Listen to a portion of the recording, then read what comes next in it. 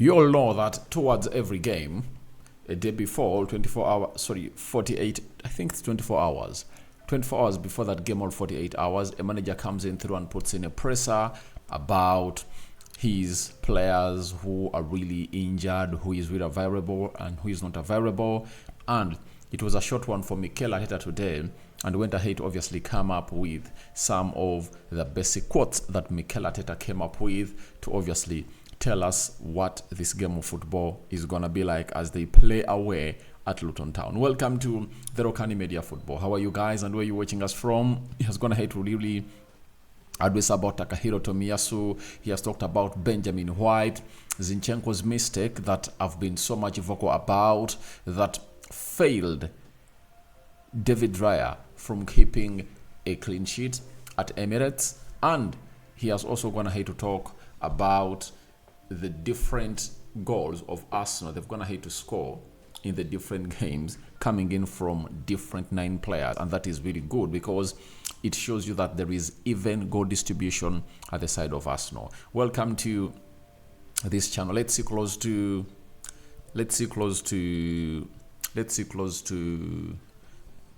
200 likes. Smash on this video and don't forget to subscribe. And we thank God for the gift of life. The Muslims, Barakallahu fikum. Let's start it off with the Takahiro Tomiyasu. And Arteta on Takahiro Tomiyasu's injury said, we assessed him after the game. We took him off as a precaution, so we will wait. Whether it's useful to use him or not, we'll decide tomorrow. He's a strong boy and hopefully he'll be fine. Now, I have my reservations as far as Tomiyasu is really concerned. That is it. And it's one of those vocal topics I've gone ahead to obviously tackle onto this channel on several occasions. I even told you that I see him as a very good player. He plays well. In 2 games, he had 2 assists. 2 assists against Sevilla. 2 assists against what is the side? 2 assists. 2 assists against, 1 assist against Wolverhampton Wanderers, right? So that is really one of the most important things that will ever cross your mind that show you how good this guy is. He's a very good player, but his problem has always been injuries. And trust me, before he came in at Arsenal, he wasn't an injury-prone player. He wasn't at all. He wasn't.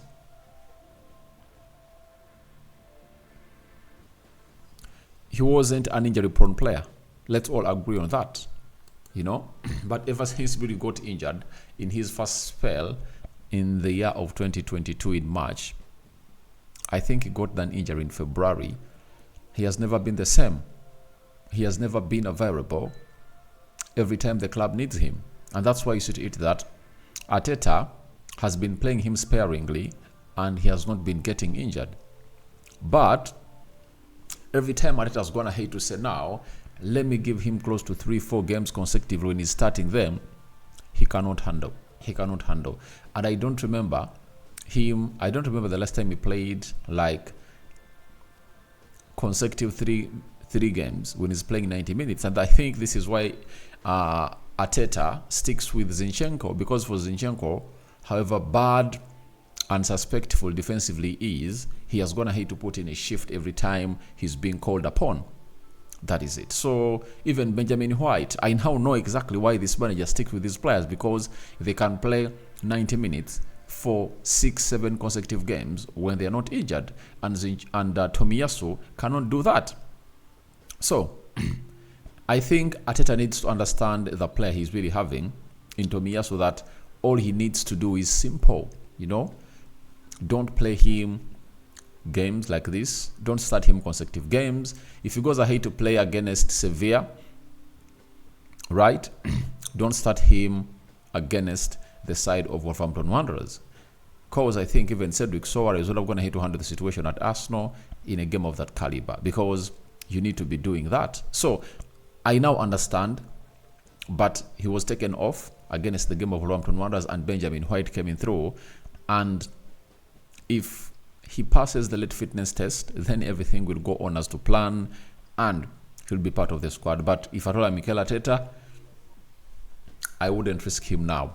I know in the predicted starting 11 of Arsenal versus Luton Town, I've gone ahead to put him there.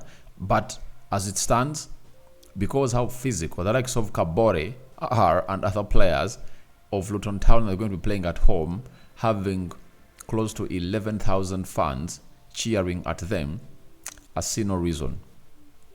I see no reason for bringing in Tomiyasu into that game. You better go Zinchenko, Ben White on the right and Zinchenko on the left, Saliba and Gabriel Magalhaes into the central defense. That is it. I think that's the better way to go. And if you really believe what I'm saying, smash the like button onto it, because you cannot afford to lose another player when you're going to play 5 games, before, I think, is it before Christmas, if I'm not mistaken. Let me see. I think they're going to be 5 games before Christmas for Arsenal, starting up with Luton Town today, because in my country it's already Tuesday.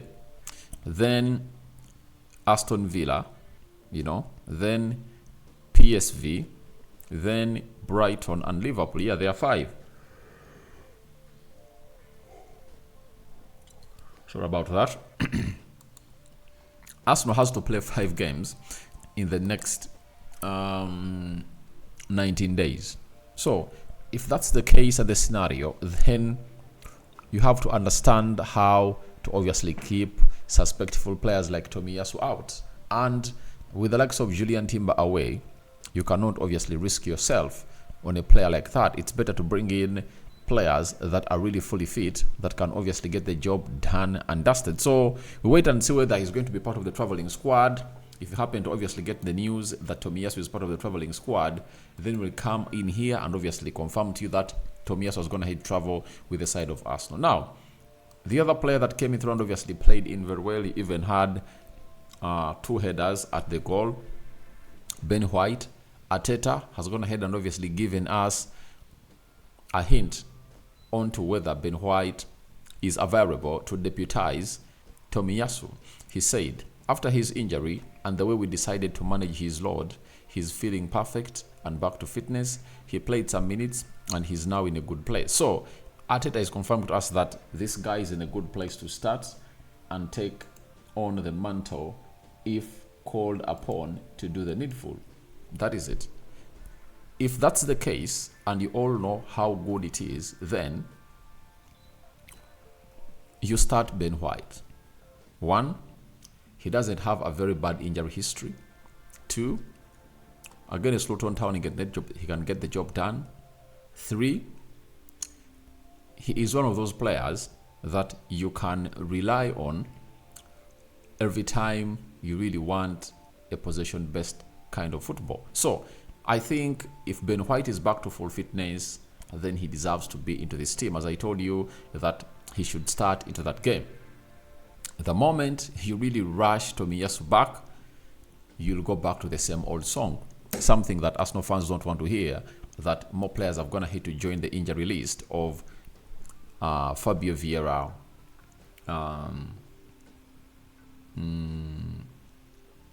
Thomas Partey, Emily Smith-Rowe, and Julian Timber, because all you need right now is pure rotation of your players. Now, if you rotate your players very well in these next 5 games, then a lot is going to be achieved by Arsenal, and Arteta knows it, that injury-prone players shouldn't be forced on the field of play. Benjamin White isn't that kind of player. I think was suffering from a little bit of fatigue, but he will obviously get better and better and better and better according to me. So thank you very much for obviously watching in through. That's all about Benjamin White and Takahiro Tomiyasu. But it's good that if Tomiyasu is really off, Ben White is in. It would have been ugly if Tomiyasu was out and even Ben White was out. But Ben White is back, Tomiyasu is away, and the beauty of the next game they're obviously going to play, I think they're going to play against Aston Villa on Saturday. Yeah, they're playing against Aston Villa on Saturday. So they can rest him for this game and really get him back when they're playing Aston Villa. on Saturday. And in the midweek, they are playing PSV. No reason for them to even parade their suspectful players in the first 11 because they are already through. They can put in the Kivios to play. They can put in the Sodwick Soares to play. They can bring in the Jorginhos, you know. They can bring in the Havertz to start and very many others, you know, like the second string side of Arsenal to obviously get themselves going, according to me. So that's it all. That's what I had for those two. And let's go to what Arteta had to say about the Zinchenko era that led to them conceding one goal. Arteta on Zinchenko's era on Saturday, and if he has no problem with playing him on Tuesday. Arteta says he created so many chances as well. He provided a goal. This is a part of football. We all make mistakes. It's not only about that. It's about how you react on top of that. There are other things that happened after that that can be done better as well. So, not at all. I really understand that Arteta cannot come out and really say that he was really worried and very much pissed with what Zinchenko went ahead to do because he's not that kind of player. If it's Gabriel Magalhaes who raises that ball into that position, you say, all right, that's not the best persistent player we have in the team of Arsenal. You know, understand? But if at all one of your best players who goes ahead to do that is really caught up in a situation like that, then you need to ask yourself why. You understand? You need to ask yourself why it's happening that way. So, if it continues to go on like that, then you can really understand that a lot is at stake for you. So, but that's not going to stop Mikel Arteta from obviously starting Zinchenko, and that's why I was going to hail him, that went ahead to create very many chances into that game. And I really understand where he is coming in from.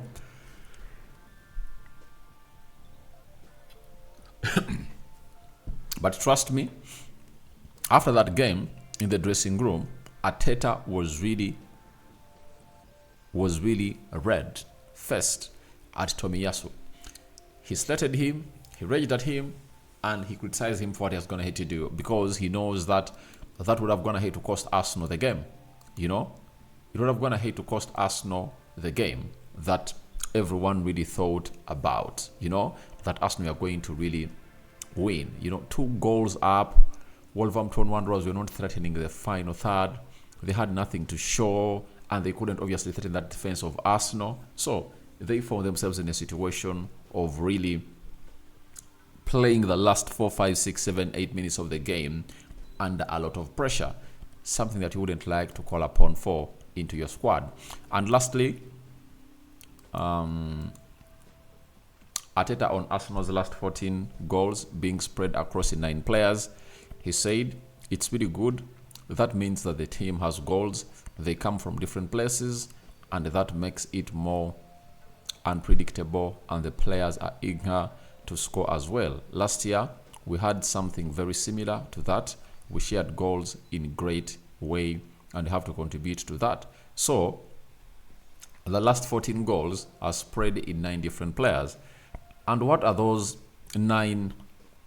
And what are those 14 different goals? We talk about Bukayo Saka. By the way, let's first count the 14 goals.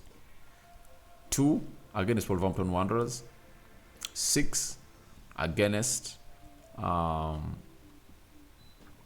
6 against Sevilla, those are 8. 1 against Brentford, those are 9. And 3 against Burnley, and I think 2 against Sevilla, I think, at Arsenal. So let's see who have gone ahead to score those goals. There is Bukayo Saka, there is Martin Odegaard, there is Trossard, there is Kai Havertz, I'm trying to count those 9 players. There is Gabriel Martinelli. There is Jorginho, who scored a penalty against.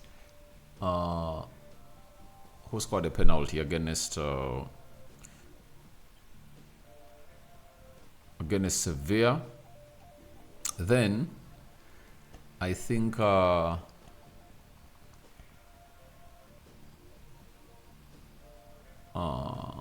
think there is even Tomiyasu.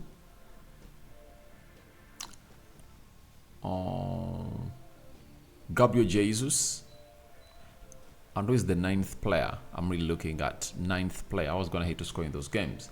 So those are the kind of players I'm going to hate to be part of the goal scoring stretch of Arsenal. And to me, it would work well for Arsenal because all you would need is to see to it that you really have your goals evenly distributed.